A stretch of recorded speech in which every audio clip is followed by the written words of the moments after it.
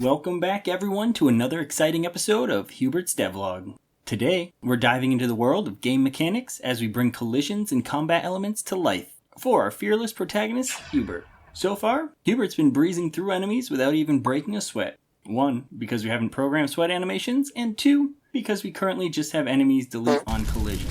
So, we want to level up the challenge by making Hubert stop in his tracks when he bumps into enemies, thus creating an epic clash. So, thank goodness we have such a strong knowledge of variables.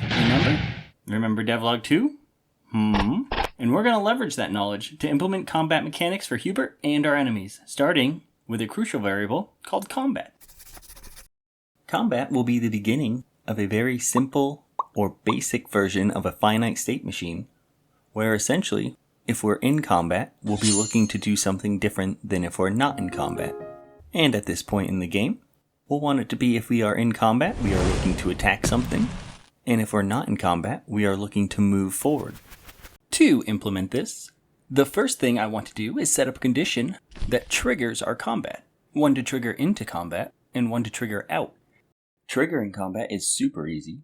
After adding the new Boolean condition to both Hubert and our enemies, with a single condition, if Hubert collides with an enemy, both Hubert and enemy are set to combat true. Then we go back and simply add an extra condition to our movement code, so it only happens if we're not in combat. And this will make it so we stop running anytime we're fighting. From here, we just have to add a way to attack. And that just requires a little more code.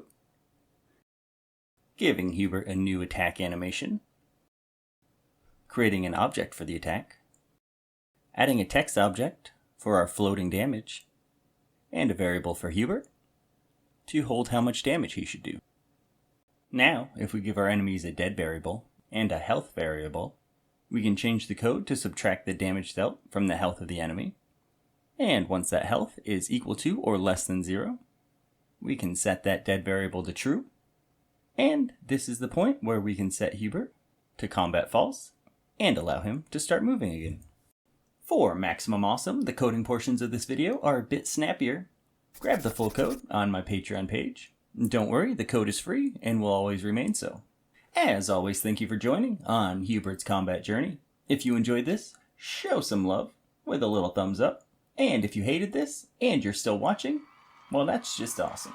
And make sure you stay tuned for more Hubert. Until next time, peace.